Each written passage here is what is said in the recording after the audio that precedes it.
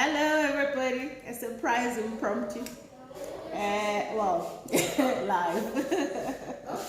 You what? Sorry.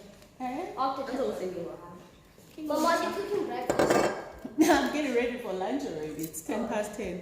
What happened? Hello. These Russell can accept. I decided, listen, I did get up and and look cute, so I might as well put it to good use. So I'm one of those people, I start cooking lunch at about this time because come 12:30, I want to sit down and put my feet up and drink something cold, like verve. How you doing? How are you? Hi, good morning. There's a whole lot of activity in my kitchen, so never mind me and my family, and there's some outside activity too. What are you doing? What's happening? Are you cooking or are you just chilling? There's no going to church these days, right? Tell me what you're up to. Yeah? Hello, hello. Yeah, I know you're gonna ask me what's for lunch. I'm making chicken stew today. I'm such a chicken person. Guys, if chickens had to go in a riot, they'd start with me. If it's not the eggs, it's the chicken. Everything I eat is chicken. When we go to a restaurant, even my husband already says, she'll probably have something to do with chicken. So how are you? Girls, come say hello. Okay. These are my twinnies. Hello. Say hello, people on the internet.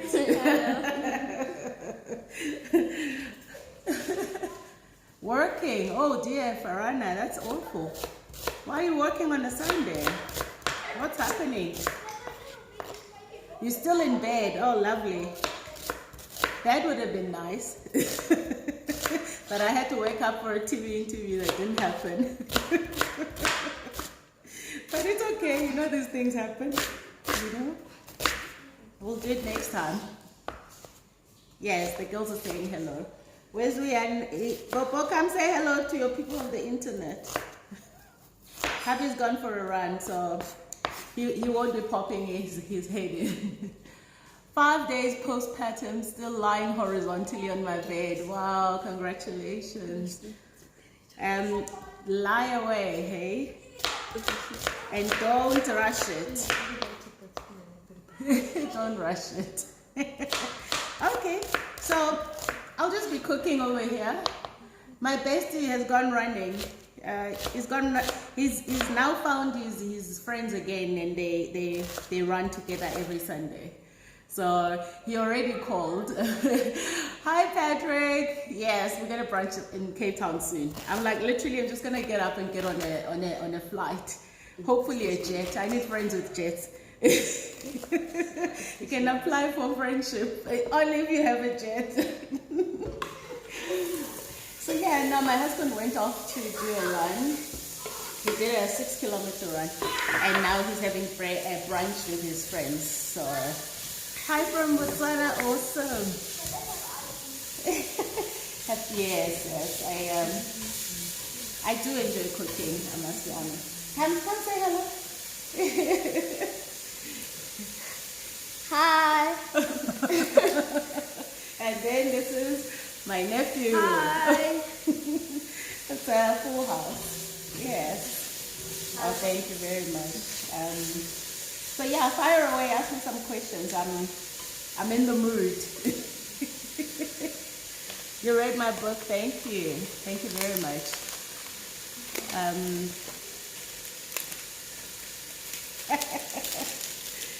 If you had my address, you'd come for lunch for Anna, but you don't, so sorry for you, hey. Oh, okay, Tops. You meant my son. He's right here. He's right here. So let's see. Ask me some questions. Let's see. My babies are cute, thank you. From Kuwait. Hello. How's life in Kuwait? Tell me. And feel free to ask me some questions. I'm right here. I will do my best to to answer. I might have to keep my eye on my pot, but yes. Wait, what's up? Oh, am I a good cook? I'm a fantastic cook. I'm not just a good cook. I am an amazing cook, and I love hosting people. Well, I guess we could host at some point. Now we can't anymore. So we'll just. I'm cooking chicken with jasmine rice, and I'm also gonna add. I want to make it a chicken stew, so I really want to make it like quite vegetably, full of vegetables.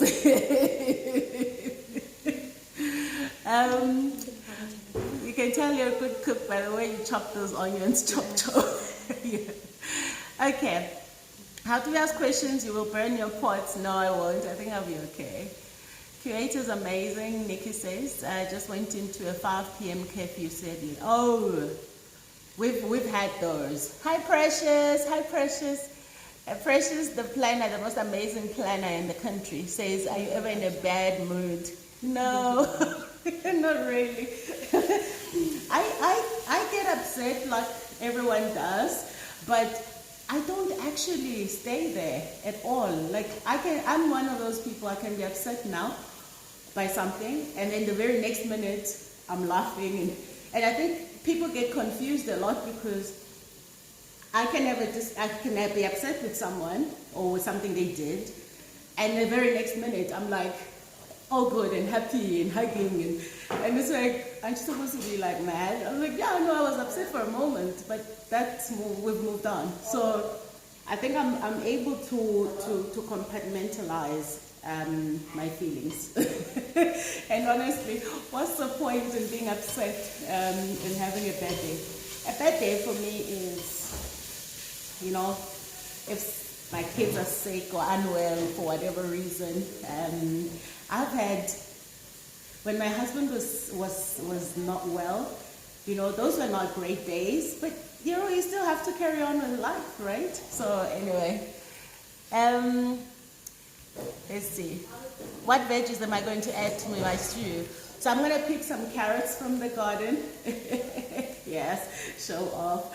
And then I'm going to actually add some potatoes as well from the garden too. Yes, honestly, Stroosbob.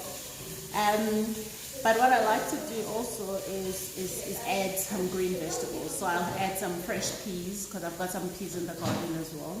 And also sometimes I just chop up green beans and put them in. The trick is just not to let them overcook. So I put the vegetables just before I serve the food. So yeah, I think we're good here, and I've been boiling my jasmine rice. One of the things I've loved doing recently is just do like a risotto, even with a stew, like something nice, and then creamy, a bit creamy, and then add the stew. And I add mushrooms to my risotto. And jasmine rice is the best one. In fact, I learned this trick from Mukhao, the lazy mapoti. All right, let's see. Somebody asked what was a good question. I missed it. So let me go back to it. Oh yeah, no, I'll let you know what I'm adding to what I'm cooking.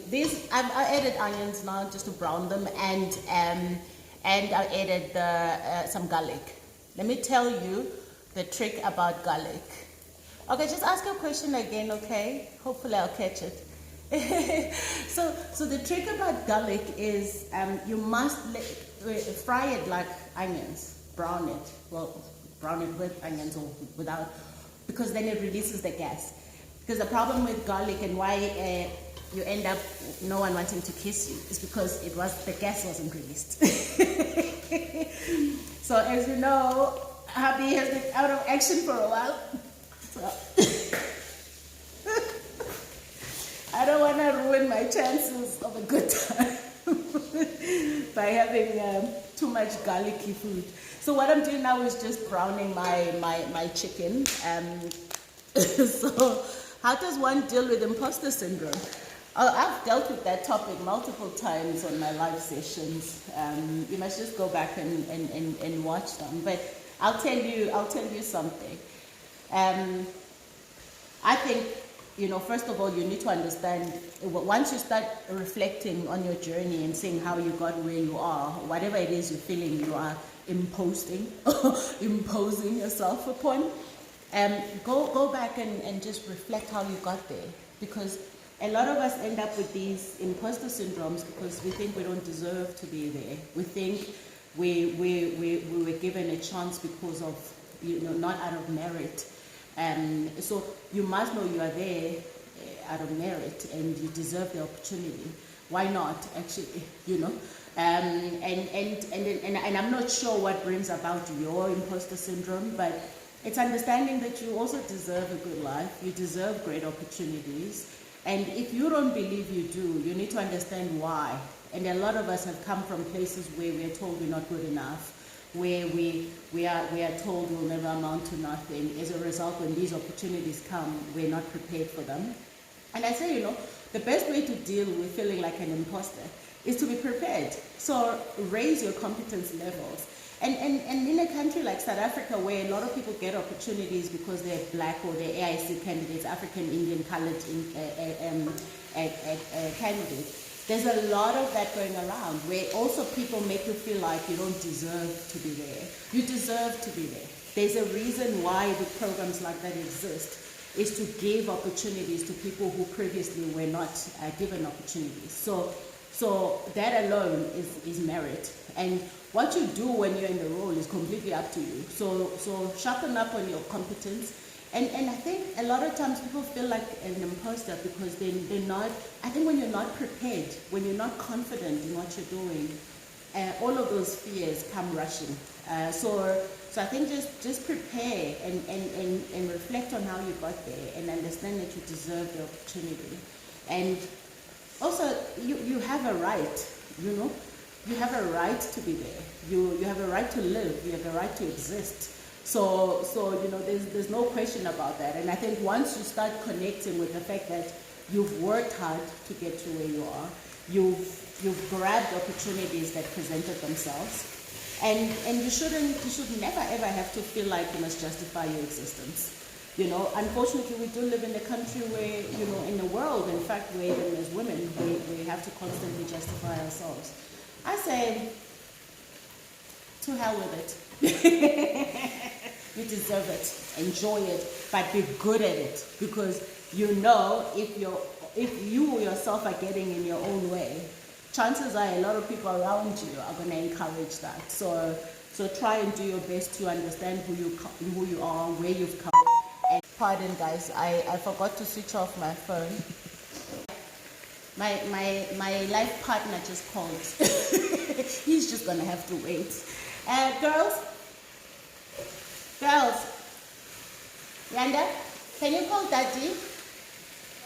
Can you call Daddy and tell him I'm on a live session? Can you call Daddy? Okay. Just tell him I'm on a live session. Okay. All right, let's see. Yeah, you do eventually become very confident. I think the more prepared you are for what you do, the better. Because if you're not prepared, I can assure you your confidence levels are nowhere near where they should be, because you don't know what you're talking about. And I say just over prepare. When you always feel like you don't deserve to be there, be over prepared and build up that competence. And when you're competent, people have very little to fight you on. The minute you are not competent, then oh Lord, everyone gets to suffer for your own doing. So I hope I've answered that question. Let's see give me another question. Let's go. I'm here.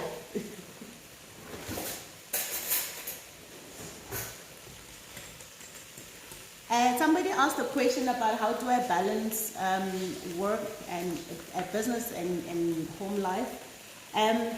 There was a time when I wasn't balancing, and I think I write quite a bit about that in my book.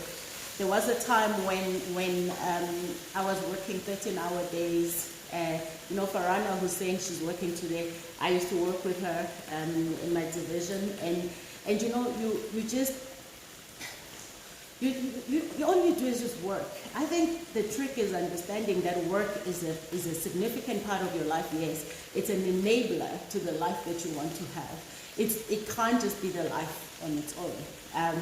And I had to learn the hard way. So I made my decisions to leave corporate because I felt that, I wasn't present in my life because somebody else was paying me for my time.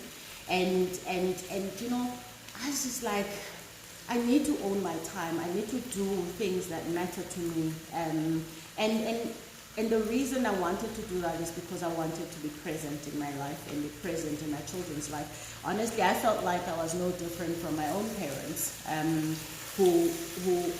well, my dad left, I never met him. My mom, who came to Joburg to find work and left me also. So I always felt like, money got in the way of me being parented. So it took quite a big mind shift, and it was triggered by me, by an incident that happened when I went to my kids' school to find my husband there, and there was a ballet concert that I wasn't told about, and the girls were 7 years old, and they said to me, "But Mama, you never come anyway." And that, for me, I can tell you, kicked me in the gut like an elephant, and I was never the same again after that moment. But the difference is that a lot of women particularly feel this way, but they never do anything about it. And a lot of people always think they have limited choices. I'm not saying go and start a business. No, don't.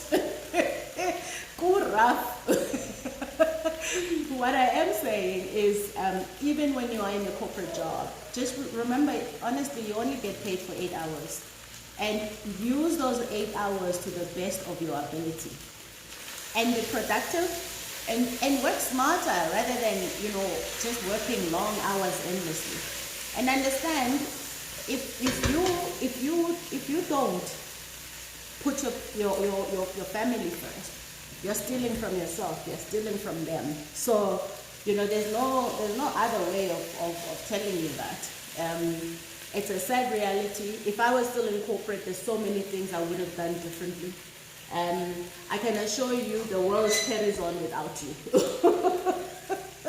And the world reminds you that it can carry on without you, even when those people you get retrenched and you're so upset.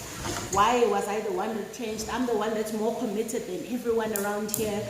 It must teach you something, that the ones who are less committed and give less are somehow the ones who keep prospering.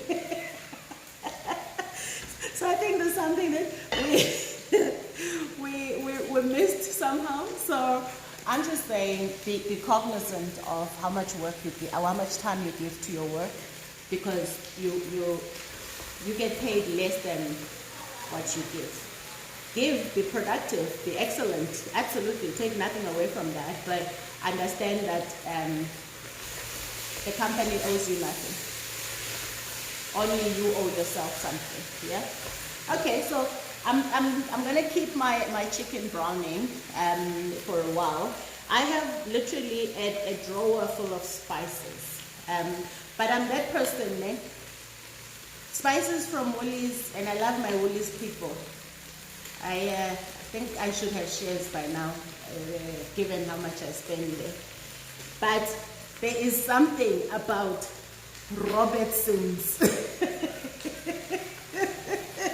I will show you what I'm talking about. See, I have ground coriander. So I've got fresh coriander in the garden. I grow herbs, as you know. But I also like the ground spices too, and dried herbs. I've got this, and then I also have this, right? This is not product endorsement by any chance. They don't pay me to say this. But I use them both. But this one, the real Makoya. So let's see. What business would you start with 50,000? Any business. What business do you want to start is the question. And it's why do you want to start that business? So if you can't answer why you want to start a business, and making money alone cannot be a reason for starting a business, because you are going to be crying every single day. You're going to be asking Amanda every day, Amanda, how can I make money from business? I have found that purpose-led businesses, so where you're trying to solve a problem, where you're trying to solve a social problem, where you're offering a solution to a problem that people really, really need to solve, I have found those last much longer. They've got the legs. Money is something that comes. Money comes. And I mean, we are unfortunately also living in a world where people just want the money to come immediately. 50,000 rands will go far, but it won't go take you anywhere at the same time. So be clear about what you are trying to do.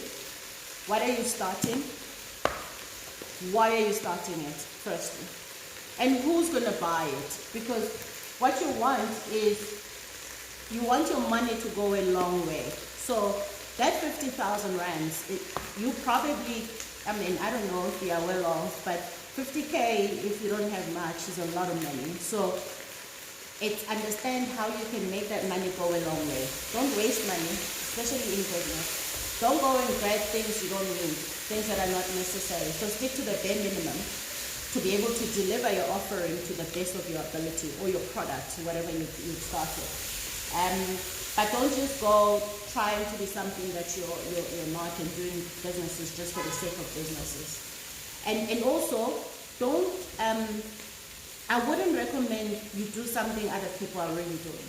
So look at what business idea you have. Guys, I think you need to move your ball. Uyanda, that is in the driveway. So you need to look at your business idea. Who else is already doing it? And there's a lot of people doing the same thing. What sets you apart is your ability to deliver it differently. And maybe price point, but I'm not going to tell you go and discount your business, because you devalue your business right up front. I'm that person that did that. I learned the hard way. But sometimes when you're just desperate for that first deal, you do things that you really shouldn't do. Oh, I also throw in a lot of herbs when I'm cooking. So I put in some coriander. So I browned the onions, I browned the garlic.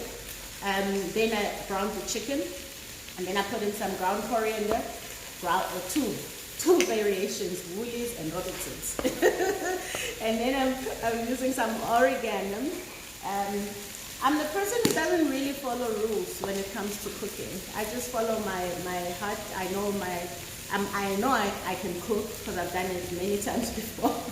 Many people have tasted my food. I even used to cater for my own events, until my husband said I need to stop that overworking myself. It's not overworking for me. We can arrive from a long haul flight, and the first thing I want to do is cook. It's relaxation. It's giving a piece of who I am to my family. So I also add ground cumin. What I then do is just literally let it brown. You drop the heat a bit, so you don't want to burn the spices, but you want them to roast nicely.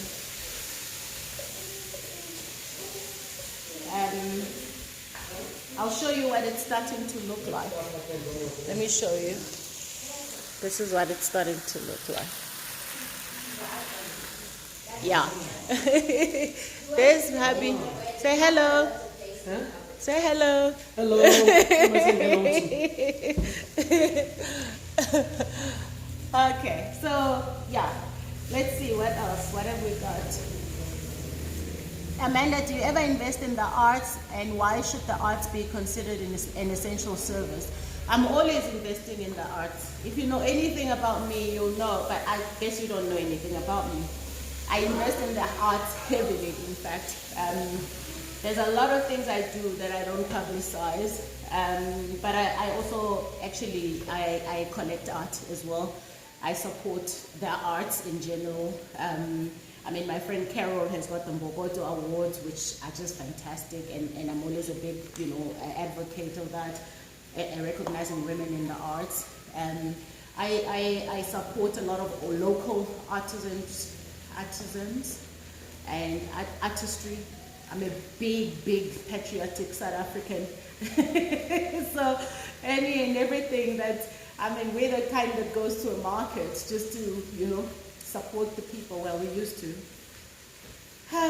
Sigh. Used to go to the market, support people, support crafts. So I'm a big believer. I'm a big patriotic South African. I support any job creating initiative. I create jobs. I'm that person. I'm in business to create jobs and change people's lives. So it's something that I'm always going to be passionate about. But it's not just that. It's also hospitality industry. It's any job creating platform. I fully support. There's a comment that the arts people are struggling. Everyone is struggling, to be honest. It's industries like that are hardest hit. Think about a lot of you guys aren't going to Taboo anymore. Shame. So there's a lot of suffering, but we have to keep going. We have to keep giving the little bit that we can, and change where we can change. So absolutely. Another question is, what's my take on mentorship? That's a funny question. Clearly, you don't follow me much, but hello. I'm big on mentorship. Just check me out, check out Vasti Sage mentorship session that I do 2 hours a month. It's 2 hours of my time every last Saturday of the month, but it takes me a full day to prepare for it. I also posted about an article, an interview I did recently for True Love, which I also posted on LinkedIn about my stance on mentorship. Every single IGTV I did in the entire 2020 was about mentorship. So yeah, I hope I've answered that question.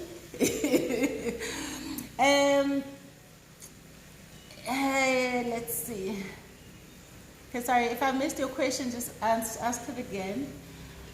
We have to keep pushing, yes. Then somebody wants to feature me in the magazine. Thanks, that's really nice, but I think I've been featured enough. Yolanda says, I am a farmer. I would like to encourage more women to go into livestock farming. How do I monetize this? First of all, I think that's a fantastic reason for wanting, a fantastic reason to have other people join your particular industry. And how do you monetize that? You firstly have to understand how can you help them. And when you are able to help them, so what are some of you've already been in the industry, you're saying you're a farmer yourself, you've already learned some lessons, you've already been through the value chain, the supply chain, so there's so much you can package and offer to them and enable their success, and you're able to monetize that. You don't do it for free. It would be great if you can throw in a few, bits of advice here and there, since you've already walked the path and you can then help them. So and there's multiple ways you can monetize an idea like that.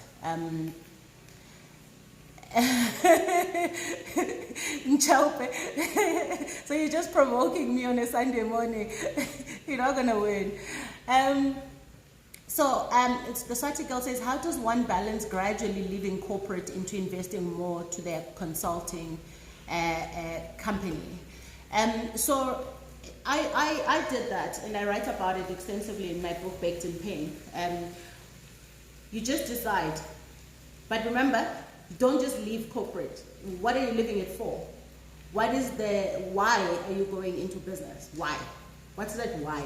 If you can answer why and answer it decisively, then the rest falls into place. But the biggest question that people should be answering is, are you an entrepreneur or not? Are you cut out for business or not? And I tell you why. The best way to start to answer that question when you're unsure is try it as a business on the side whilst you're working, without neglecting your job, of course. But try and start a hustle that will start to teach you about the basics of running a business, because it looks so much easier when you are frustrated in your job and you're thinking, you know what, actually I want to own my time anyway, these people don't pay me enough, and then you think business is the solution to your problems.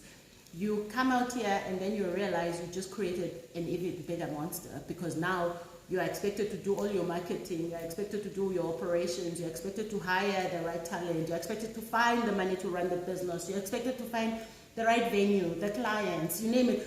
And you realize, Jesus, all I did was create a job for myself. All I wanted was a job for myself, but I ended up creating a monster for myself. Because in your current job, somebody's hired to do all of those things. That's the beauty of corporate. Somebody's hired to do all of those things. All you have to do is do just one job and do it really well, okay?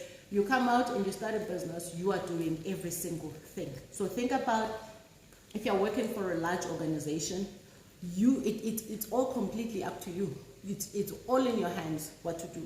And then I'm still cooking too, so. So one of the things I like to put as well is I use canned tomatoes, but this particular brand from Woolies, it's sweet. It's not too sharp, because the problem with tomatoes is that they get very sharp.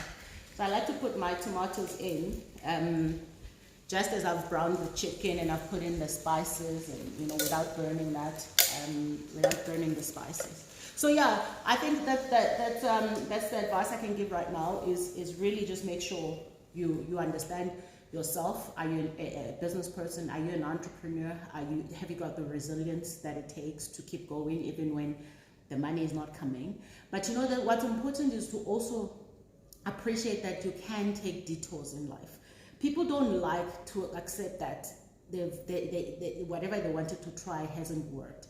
I've had that. I quit corporate when the twin girls were 7 months old. That was back in 2008. I quit and went into business full time. I can tell you it was serious school fees. I drowned a lot of money.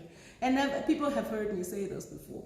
That was money that was for my family. My husband had earned those bonuses. I'm like, yeah, I chose a good husband. He got some cash.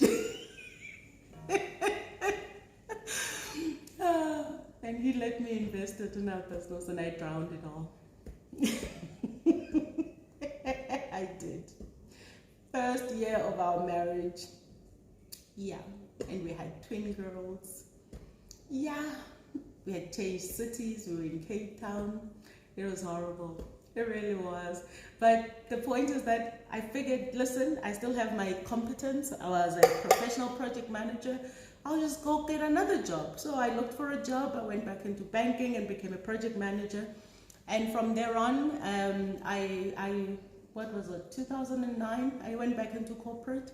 And then I left 2014. It's been 7 years of not looking back. It's been 7 fantastic years, because I've learned from, how I made business decisions before. But it also wasn't my first attempt at business. I had started my businesses back when I was 23 years old. I've always had a business of some kind on the side, even though I was working full time.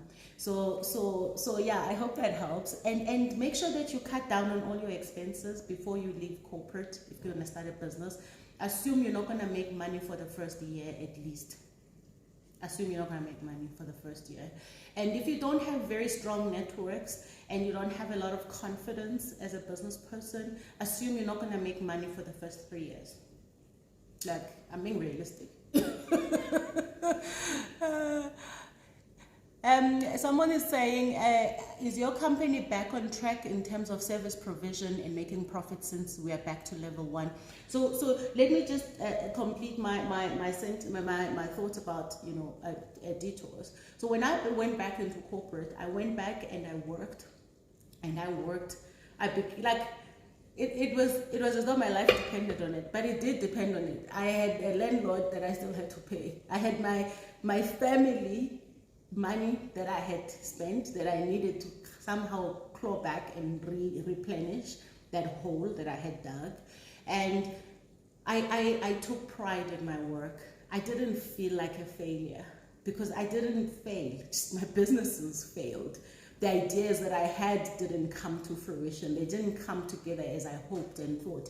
And this is life. This is what happens in life. You know, you don't always get things turn out the way you want them to. So you have got to have the humility and the ability to own the mistakes, to own the disappointment, but not dwell in it. Just keep going, keep moving, and pause for that moment.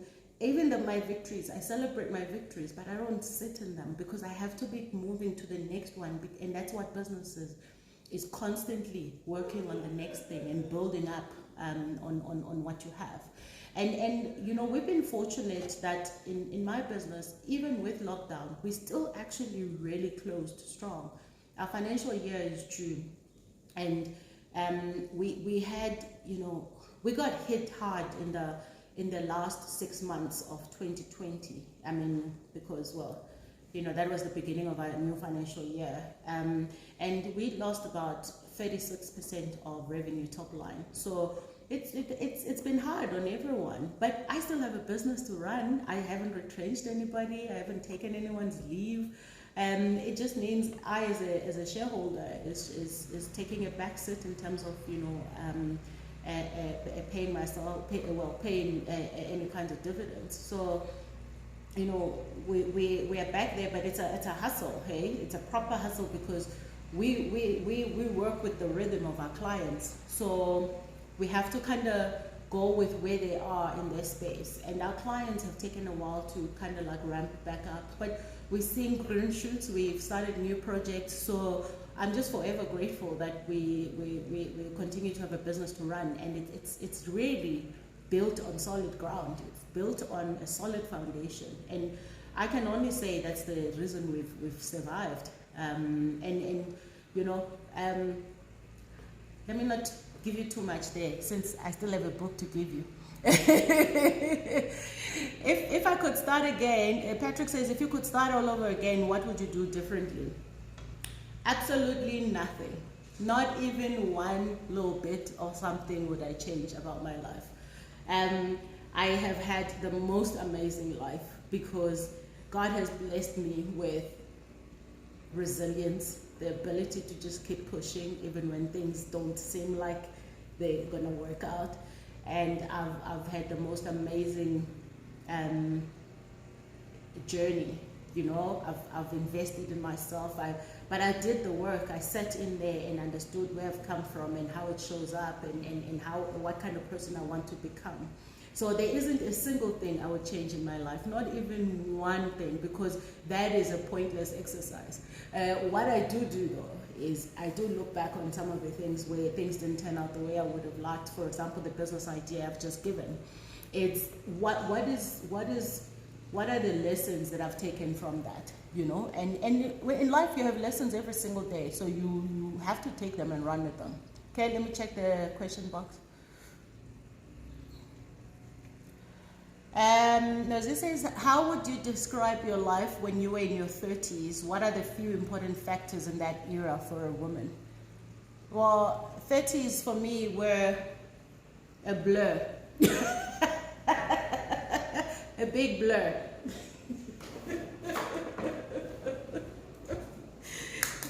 Anyway, I'm still cooking.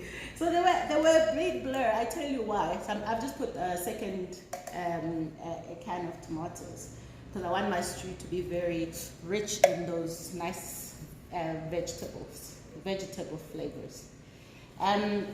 My 30s were a blur because I got my twin girls when I was 29. I got married the same year. And so my 30s were really about breastfeeding. Because in there, I also got my son. They're 3 years apart. So I was just raising my children in my 30s. And it is with such great pride and such wonderful, you know, reflection that I look back on my 30s, and I'm just so proud of everything I put in. And only now, in my 40s, am I able to reflect back and just say, wow, that's what I intended to do. That's the I didn't grow up with parents. So for me, being a mother and being present and raising my children with my husband, having a father to them, and me, and just in completely immersing myself in that experience was really something I absolutely cherish. And it's where I built the foundation. Of course, I was also building my career at the same time. But I think, you know, the older you get, I think the more you get towards your late 30s, mid to your late 30s, the more, you know, you've accomplished certain things in life, and you're starting to really feel like, hey man, I'm getting the hang of this thing called life, you know. But your kids, probably, if you've chosen to have children, are still young. So, and you're still hustling your career and etc. So that's why I'm saying, to me, they were a bit of a blur. I can tell you about my 40s though. Yo! Anyway, so one of the things I also do, and you'll see, let me show you. Thank you. You see, it's starting to look good. You can see it, right? Okay. So I put stock, but I always use the same can. And I use stock because stock is amazing. It adds flavor. And I literally let the chicken cook in its own, in the stock. So I don't put a lot of water when I cook, because, you know, everything you cook has got water, high water content. So, you know, you try and not put too much water. So between that tomato and literally that little can of stock, this is what I now have. I know I can turn this thing around, but let me show you. Okay, wait. Yeah. So this is what I now have. Yes? Okay. So we're making good progress. Yes, so and I would never you know, swap that time when I was raising my children for anything in the world, because it really just brings you so much closer to that sense of building a legacy and understanding what it is that you want to leave behind and what kind of human beings you want to raise. So for me, the 30s were about motherhood and building up my career. They were also about leaving corporate, because I mean, I left corporate. You do the math, okay? Don't ask me. I woke up early. I'm 43. I left in 2014. Anyone who gets the answer right will win a prize. You get to spend another minute with me. So, okay, so let's see. No, Zizi, get up and cook. Footwear, now you teach Makotis how to be Makotis. I don't think you have a right to be lazy to cook. Joking, my friend. One day you must feature your helper in your videos and show us how your skills of mentoring in that area. My helper, I don't have a live-in helper. Patricia hasn't lived in, maybe for the last 5 years or so. Yeah. So she's here weekdays, Mondays to Saturdays, excluding Tuesday. And I can assure you, I've done well in that regard. But we've been with Patricia for a better part of about 9 years.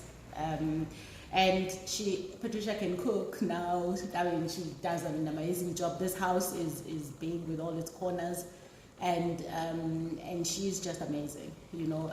She's been such a great pleasure to have around.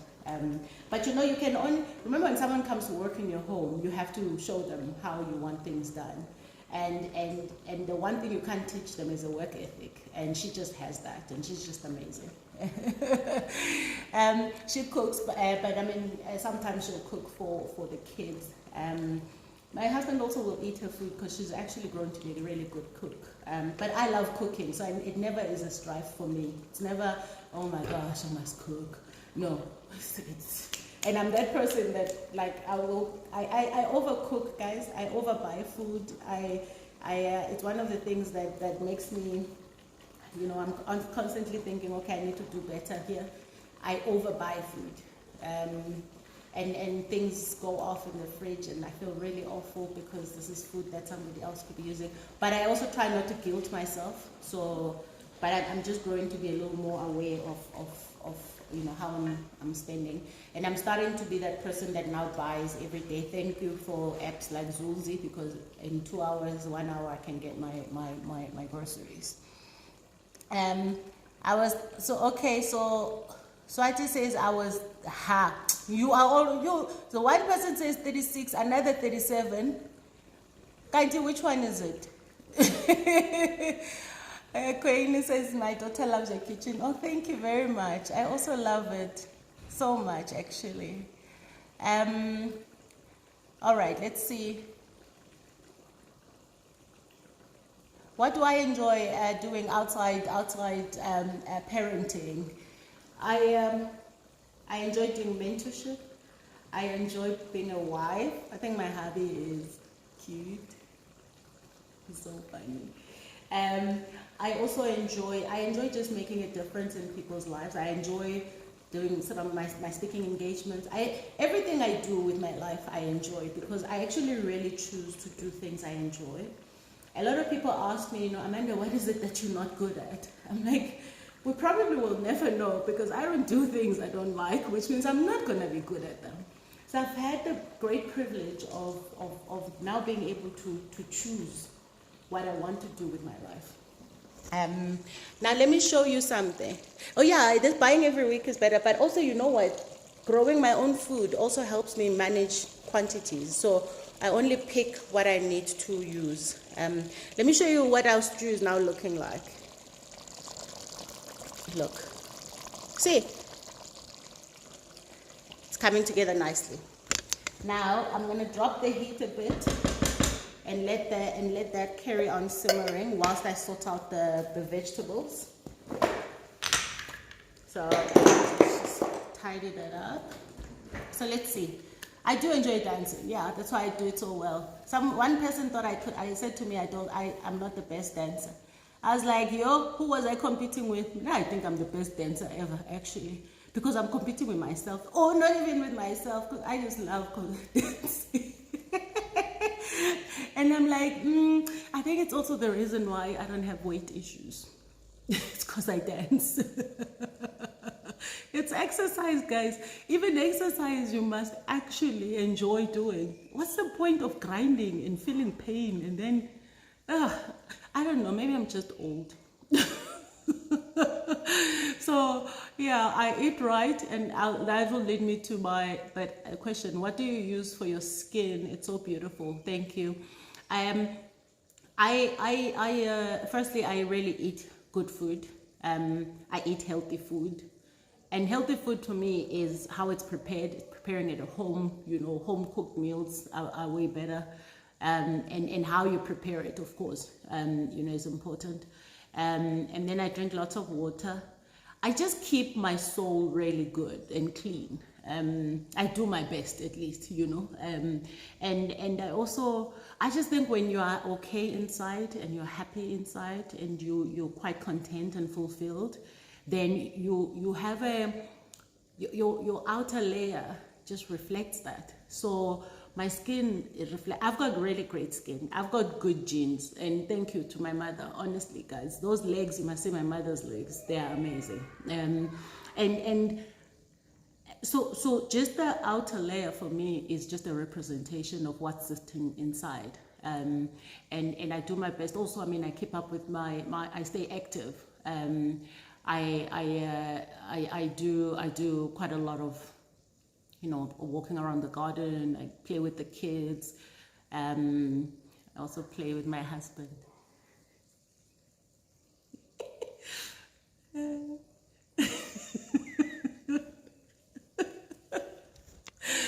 So yes, I do that, and so I'm just gonna move around because now I'm getting ready to get some herbs from the garden and some vegetables. Let's see. Okay, so let's see. What's the other question? Let's see.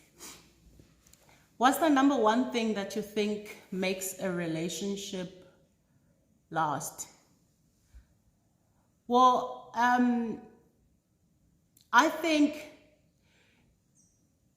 it's not about making relationships. I don't think making relationship last is just a byproduct of having chosen the right people in your life. So be it a friendship, a work relationship, a business partnership, a love partnership. I just think it's about making sure that you don't just settle for what you get, you know, and don't put yourself under pressure. And I think a lot of people who are in those 30s, whoever asked me about 30s, when you're in those 30s and you start to put so much pressure on yourself because society says you should have had children by now, you should have been married by now, you should have. Guys, what about just traveling and seeing the world, you know? And what about, and that's one thing I also did a lot of in my 30s, because I also had the means to, you know, I had the ability to travel the world, and I had a partner whom we shared the same vision. But I mean, I didn't exactly wake up and land on my husband.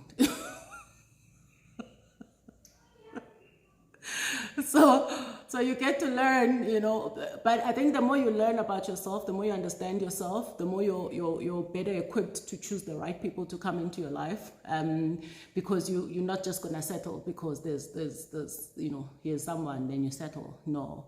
I mean, I remember, and I write about this in Baked in Pain. I when I first met my husband, I was actually gonna travel. I was traveling to Mozambique by myself because I always did solo trips by myself. And I said to him, oh, by the way, I'm going to Mozambique, so if you want to join me, you can join me. And I can assure you, there was no funny business. I held back on that, baby. I kept the keys in the lock.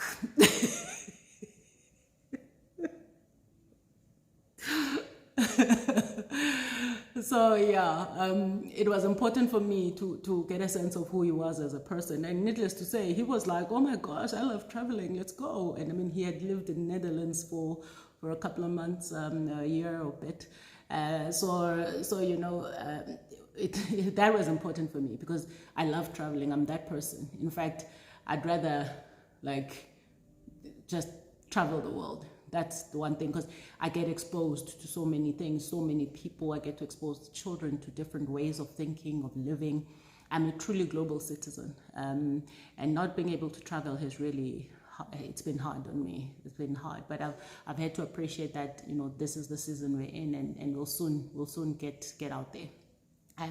So to wrap up the conversation about my skin, yeah, I do all of those things, but I just make sure that, you know, whatever is inside is good, because then outside takes care of itself. I eat a lot of green vegetables. I eat a lot of vegetables. I eat a lot of fruit. I also drink champagne, which is fruit. But that's just reward. I just reward myself. I'm like, yo, I have to reward myself. So yeah, and just to look after my skin, I now use, you know, products that just everyday moisturizer. Well, I've always used them. It's not just now, but I'm not going to talk about what products I use because they don't pay me for that. But products are only just there to enhance what already exists or helps, to be honest. I don't have very big skin needs. I actually do maybe a facial once every 6 months if it's good times. Yes, I have siblings. I've got an older brother and an older sister.